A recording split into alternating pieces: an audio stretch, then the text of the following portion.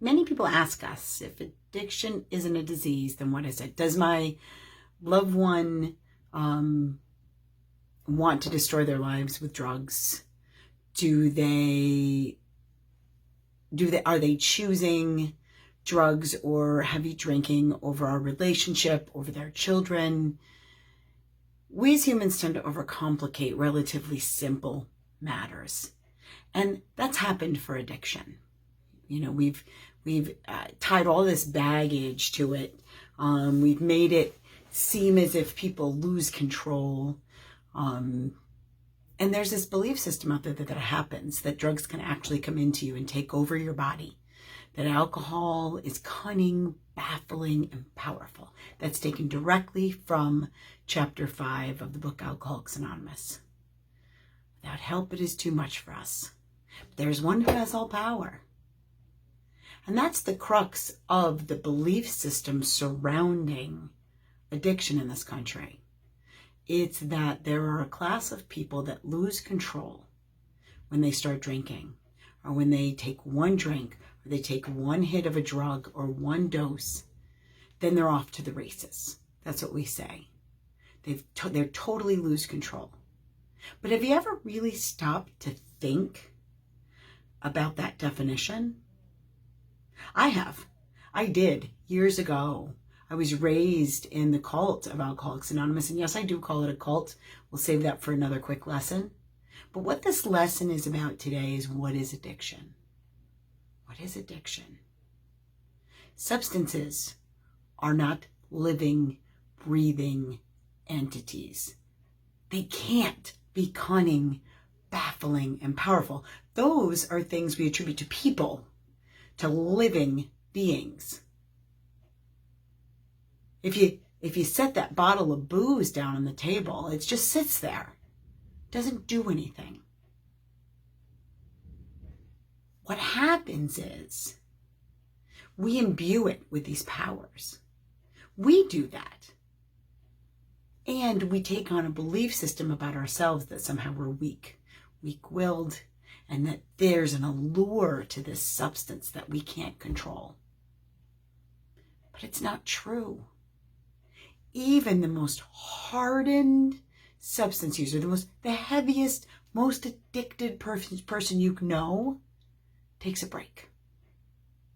Everybody takes a break, whether they stop to go to detox or rehab, or they stop when they're incarcerated, or maybe they stop on Sundays because they have a religious belief that they shouldn't drink on Sundays or do drugs on Sundays. Or maybe they stop long enough to go to work. Everybody takes a break. So just on its face, let's throw away the fact that there is not a single bit of research that supports loss of control. And there's a ton of research that shows that it doesn't happen. Let's just look at it logically. You know people who you thought were hopelessly addicted, hopeless alcoholics, who've stopped. And you may know people who not only did they stop, but maybe now they drink moderately, normally, if you will. You know people that go on heavy binges and then stop for long periods of time, 3 or 4 months. And then maybe they go on another binge. If there was a loss of control, if alcohol was truly cunning, baffling, and powerful, if drugs were truly addicting, no one could do that. That's the thing about research. You can't just throw out the subjects that don't fit the criteria to support your hypothesis. You have to look at all the data. So what addiction is, let's take it down to its simplest terms. It's a strong preference. People like, I'm going to use the word like, even people that get to a point in their substance use where they wish they would stop, or they wish they would reduce their usage, still like it on some level. They like not only the substance that they're using, but they like the level at which they're using it. On some level, because of a belief system that they have, that these substances do something for them. They believe they need to feel the feeling that they're feeling when they use it. They believe there's something, some benefit. And when somebody says, I can't believe, that my mother would pick alcohol over me or drugs over me, it's not that simple. It's not that cut and dry. You're not comparing apples to apples. I don't want my son to ride a motorcycle, but if he chooses to buy a motorcycle and ride it against my wishes, that doesn't mean he's picking a motorcycle over me. That means he really wants to ride a motorcycle. And it's the same for substances. It's just something that this person feels that they need for some reason. So the way to help them is to figure out what those reasons are.